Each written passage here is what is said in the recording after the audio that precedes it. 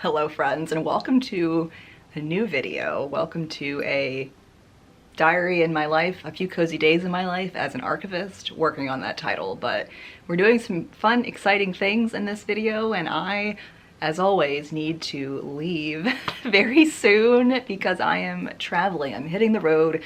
Something very special is happening tonight, and I am just, the nerves are kicking in.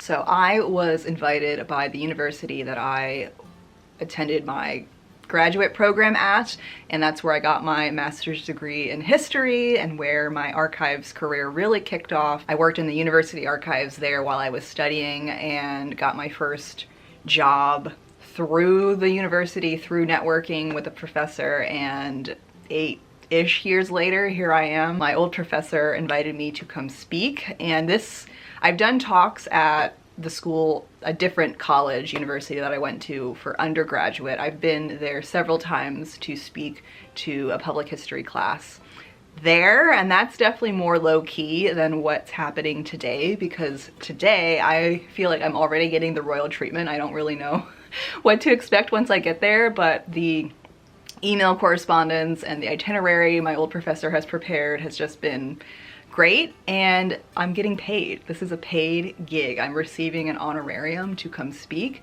They're reimbursing me for my mileage and my travel there, and they're putting me up in a hotel, like one of the really nice hotels near campus. And I'm just like, wow, this is amazing. Thank you so much for inviting me. So the pressure is slowly hitting me, but I also feel less anxious because I know what to expect in terms of I've been to this school before, I walked around, I have been where the graduate students are currently, you know, in my past life when I was a graduate student. So I feel like it's going to be more casual and just a little bit easier for me to kind of get comfortable and talk about myself for hopefully no more than 30 to 40 minutes, because the talk is about an hour. It's from like 5 to 6 tonight, and I always like to obviously talk, and I have a presentation that I've been editing this morning, but I like to have time at the end for Q&A and to just talk, you know, get engagement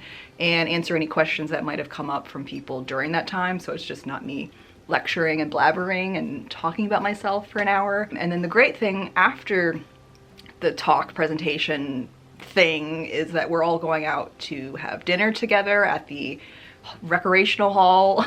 I don't even know what you call things at colleges and universities anymore, but we're going to the dining room, the nice dining area on campus, to have dinner, and I'll be there with all the students and a couple professors. That'll be, I think, a great time to have a more casual, you know, engaging experience with the different students there, and to really hear more about what they're doing and what their goals are and what they want to do once they graduate, and if they have any other, you know, specific questions that want to ask me. You know, it's in a more casual kind of setting.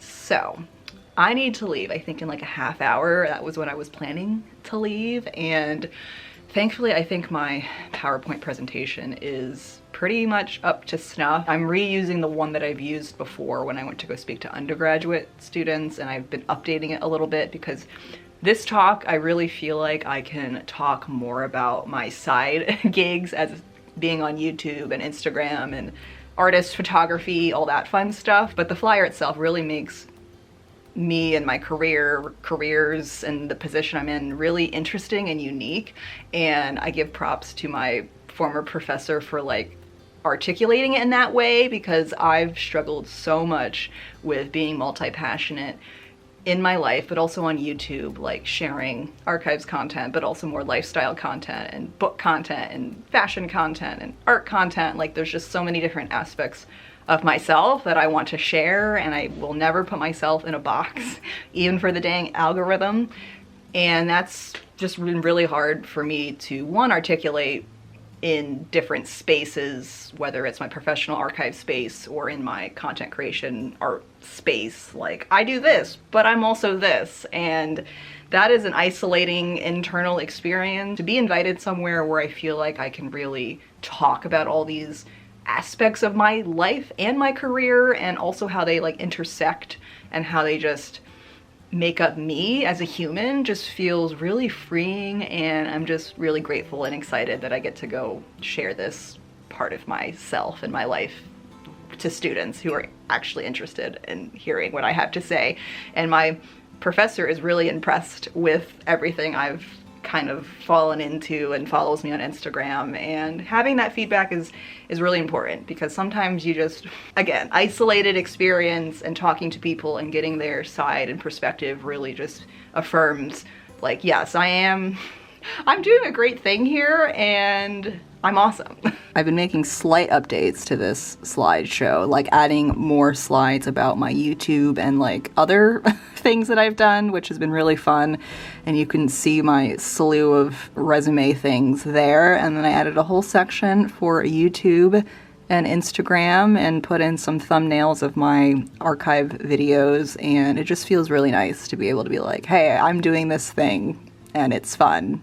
And maybe it's inspiring to you guys. So that'll be really fun to talk about as well. And then of course, I'm talking more about like what archivists do and just the dynamic of what my day looks like, how to become an archivist, like qualifications and skills and just general advice for anybody interested in that.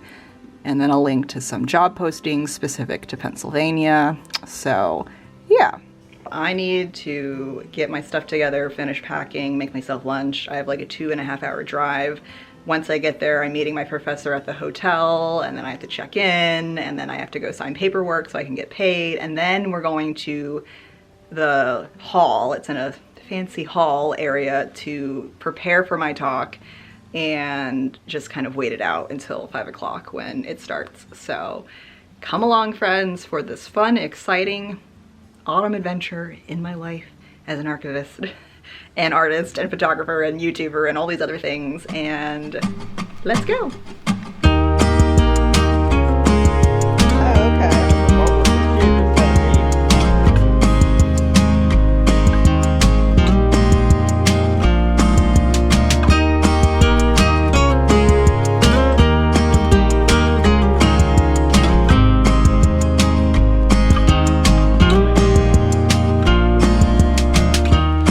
This time of the year, I can't stop asking why I'm struggling to stay. It's a mystery why I'm here.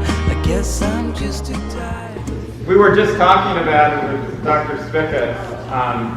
When you've taught here for a certain amount of time, how time just kind of collapses and it's really hard. So it seems like really just yesterday to me that Sheila was here. So it doesn't seem that way, I'm sure, to Sheila.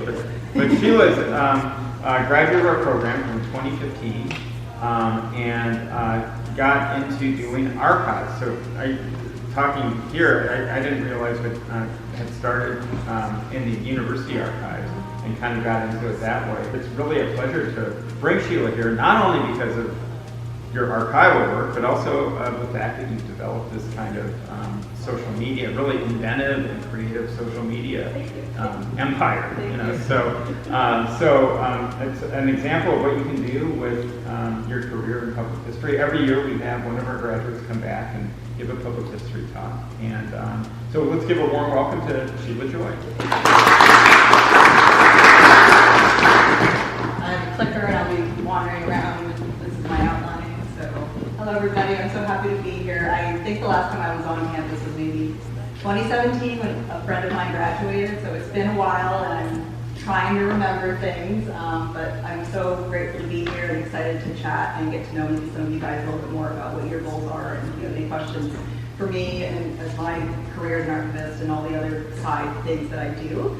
So, first I'm going to start with just talking about me and how I got here, and then I'm going to segue into what archivists do and what I do on a daily basis, and try and share some career advice for anybody that is interested in becoming an archivist. By a show of hands, is anybody interested in being an archivist? Okay, great. Or information science, or library work, or museum work. YouTube, Instagram. Here's a little bit of a preview of what I do, and like I said, I do a mix of archival, like vlogs, like video diaries, I guess. So it's not so much educating people like how to become an archivist or things like that, but more of like tips and tricks and just my like life as an archivist. We've reached 5,000 subscribers on YouTube recently, which was amazing. So that's crazy, and I'm grateful for that. So segueing back into what does an archivist do? What do we do all day?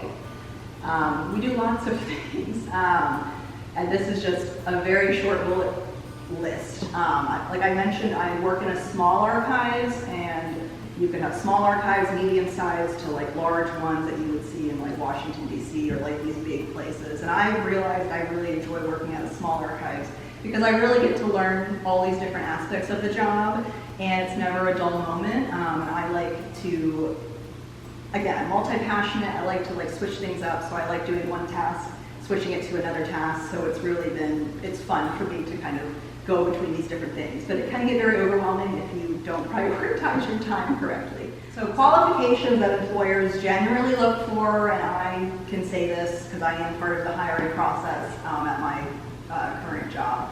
So places generally are looking for a graduate degree in a relevant field or a Master's of Library Information Science, MLIS, or equivalent combination of education and experience. So you can take different tracks. My track was I got a master's degree in applied history and got experience working in an archives. That's my track. I'm in my hotel room. I feel so VIP. I'm in decompression mode now that I'm done with my talk, and I had dinner with everybody, and it was super fun. That's my first kind of reaction. I don't know what it was. Of course nerves set in, you know, this afternoon and once I was on the road, but I just feel so comfortable being here. And I think, again, knowing that I'm in a space with people that are history students and interested in history and just interested in what I'm hearing, there wasn't any kind of anxiety of like, why am I here type stuff. So I was just able to, you know, carry on. And I think talking about myself, I could go on and on and on. Hello, I'm a YouTuber, so here we are. Wanted to pop in and give you guys kind of a off the cuff, like post talk check-in. Yeah, because I'm just feeling really grateful, I guess. And I really wanted to hear from the students, something I've been reflecting about myself and just kind of where I've gotten in my career and the spaces I've been in. I really thrive in small spaces, whether it's a small town, a small archives, a small organization, a small group. I really cherish human to human connection and relationships, and I'm not a small talk girl. Like, let's just get to, you know, a deep conversation off the bat. And for me to feel fulfilled, I feel like going into a room and just giving my spiel, and then maybe some people ask a few questions and leave. Like, that's great, but I feel like I need more. So like at the end of the talk, we had lots of time and we had questions, and then I was just like, I want to hear about everybody, you know, here. I want to know who's here, what your major is, what your goals are, what your career path is. And there were a good amount of people that were interested in working in an archives or that kind of archive museum adjacent space, which was really fun. So everybody went around and introduced themselves and said what their major was and what their kind of career goals are, if they knew what it was. That was my favorite part. Like, I feel like I could just really get into a small discussion space with everybody and connect to them on a one to few kind of level. And then after the whole talk situation, we went to dinner on campus. Thank you for the history department for paying for my meal and all of that. That was kind of another opportunity to chat and connect with people a little bit more, and had some really interesting conversations at our table.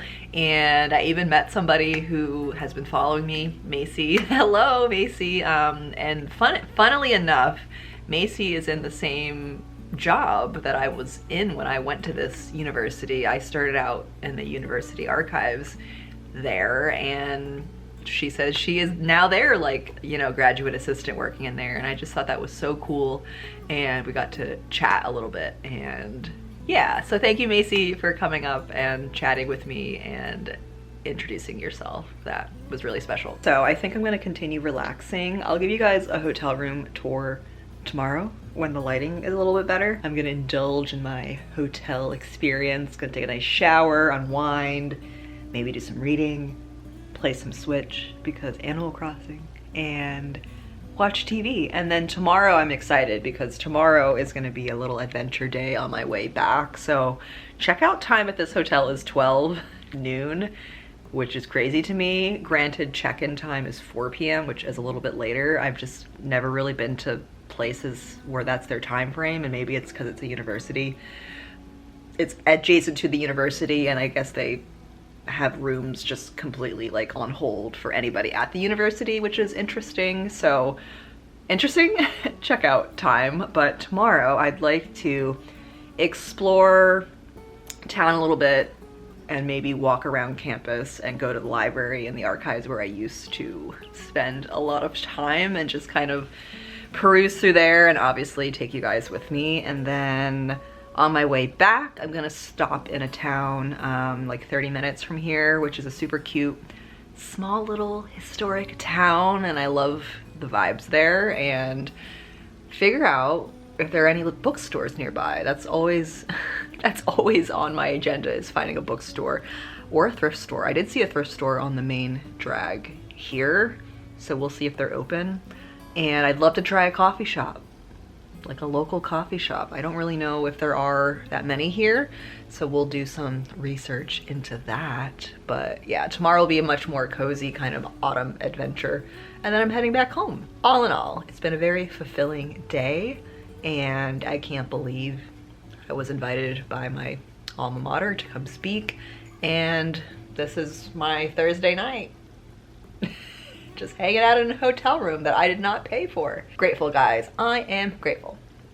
All right, so I will speak to you guys tomorrow.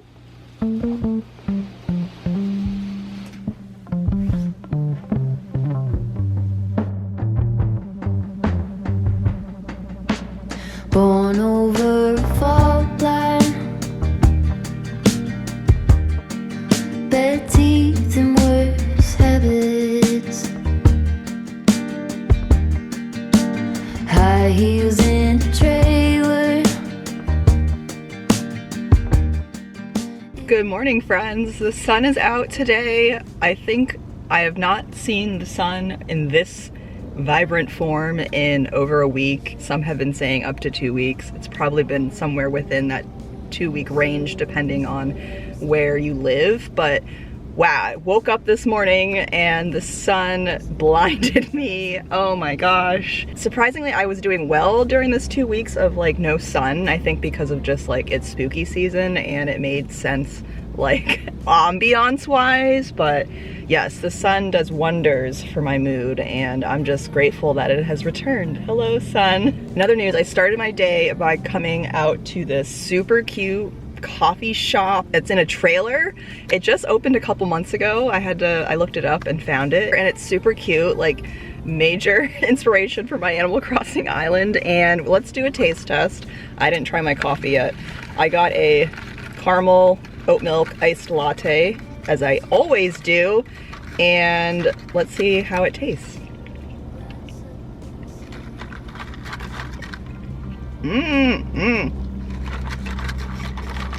Okay, that's good. I read some Google reviews and people were saying this coffee is good. Somebody goes there all the time.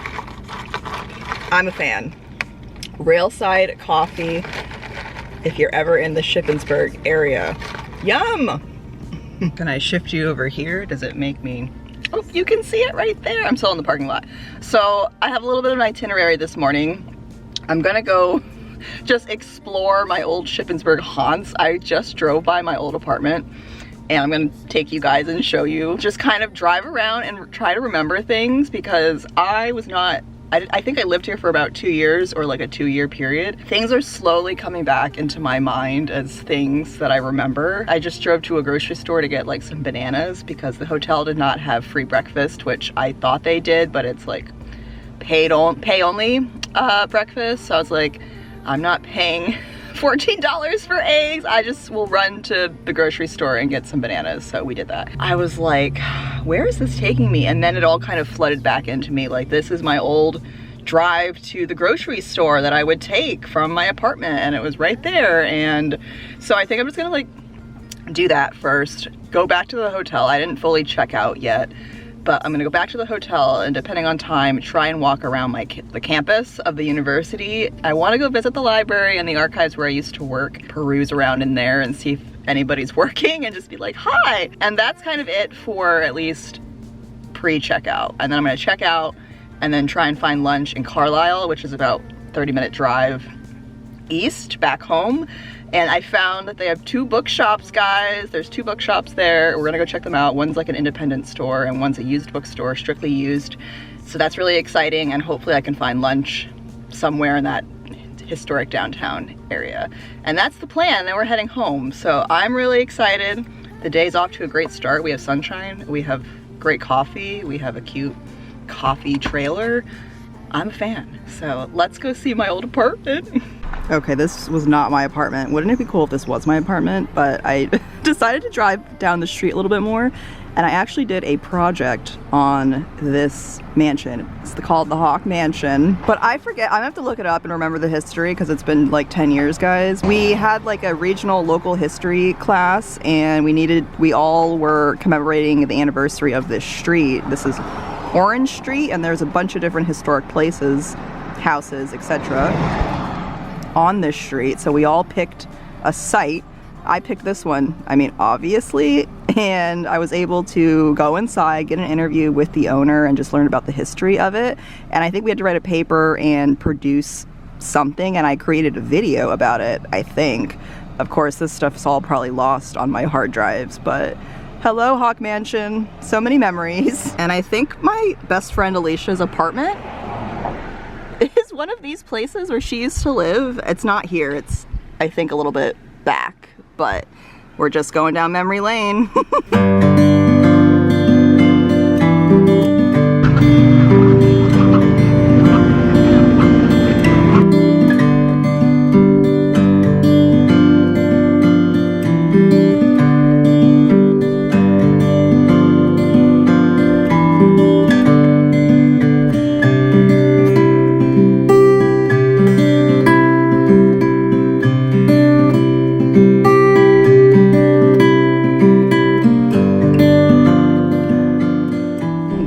Guys, my old apartment.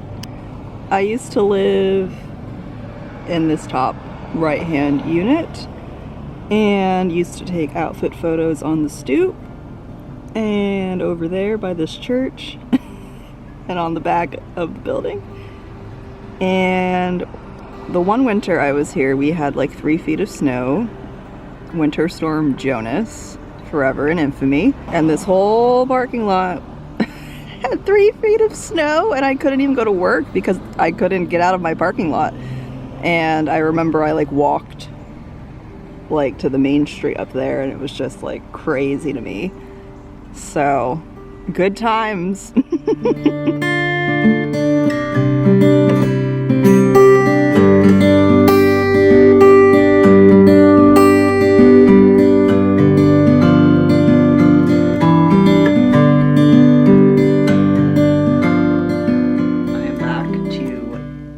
Stuff and check out the hotel, but almost forgot to give you a little hotel room tour, so let me do that. So door is here, and then the bathroom's here, and then we have a nice king-sized bed, and I love this little couch ottoman situation.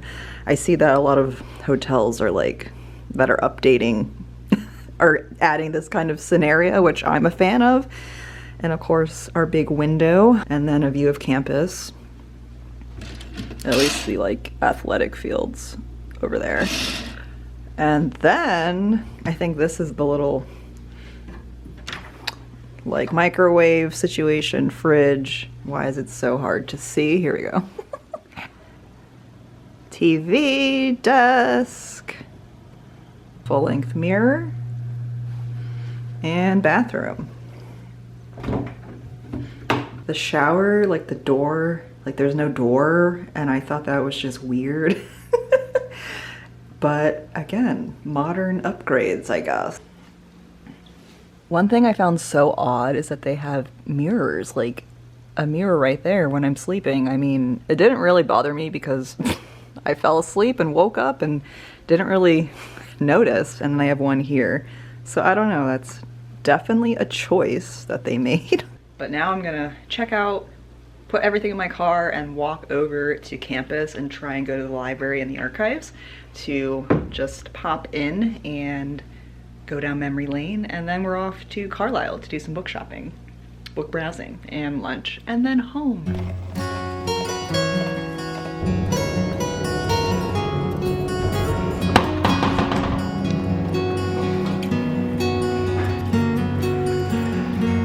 Here we are, friends. A little bit anticlimactic. Oh, I can't see in. I can kind of see in. Oh. And then they had a rare book room. Looks like they took the sign off. But that's where they have their special collections. Yep, my old stomping grounds.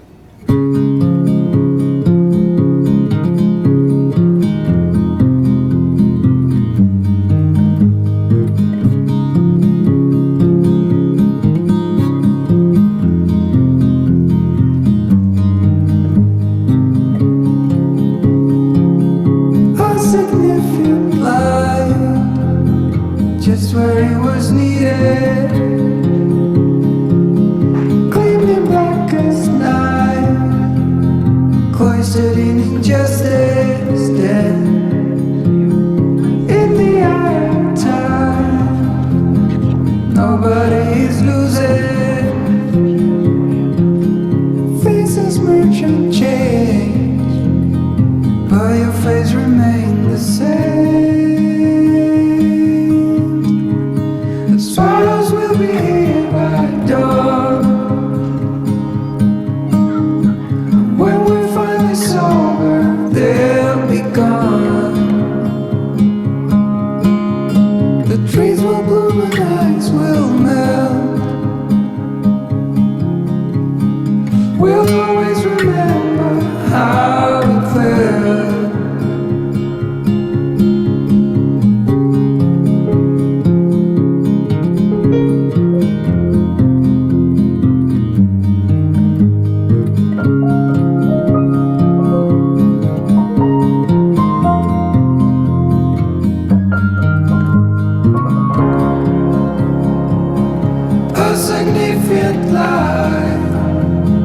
Just what it was needed, clean in the blackest night, cloistered in injustice dead, and in the eyes of time, nobody is losing. The sparrows will be here by dawn. When we finally sober, they'll be gone. The trees will bloom and ice will melt. We'll always remember how it felt. Wow, okay, it's been it's been a day. My hair it's had a day. Hat hair. I almost did not go to that used bookstore because all this walking, all this overwhelmingness of the town, but I'm so glad I did because wow, it was such a magical shop. I love bookstores in old homes, and they made use of all the nooks and crannies of those rooms. I mean, even the kitchen on the second floor was still intact, and they had the cookbooks in the kitchen. I just loved it so much. I didn't find anything. I'm not really book shopping because I have a ton of books to read this fall, but I did get a tarot deck at the first place I went to, the Whistle Shop bookstore. They had a cute little cat in there. I should have asked the lady what the cat's name was, but anywho, I found a tarot deck. Super cute. Woodland Wardens by Jessica Rowe. I'm excited to try that out this season. I love the woodland creatures. How cute. And now I'm gonna head home because it's time to go home and get back to life. But wow, what a whirlwind of a 24 hours this has been. I have a lot to process on my drive home, and I had so much fun today visiting Carlisle. It's definitely a big, small town. because Dickinson College is here, which is a big law school.